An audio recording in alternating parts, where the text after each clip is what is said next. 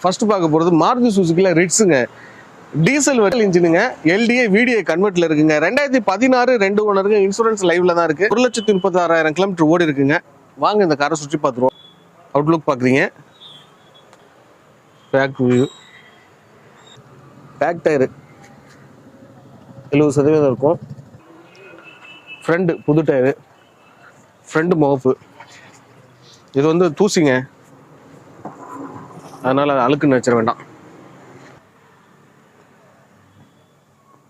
Side view, front 2 power window இருக்கு. பேக்லேயும் நம்ம பார்த்துக்கிறோம். ஒரு ஆண்ட்ராய்டு கலர் டிஸ்பிளே போட்டிருக்காங்க உங்களுக்கு.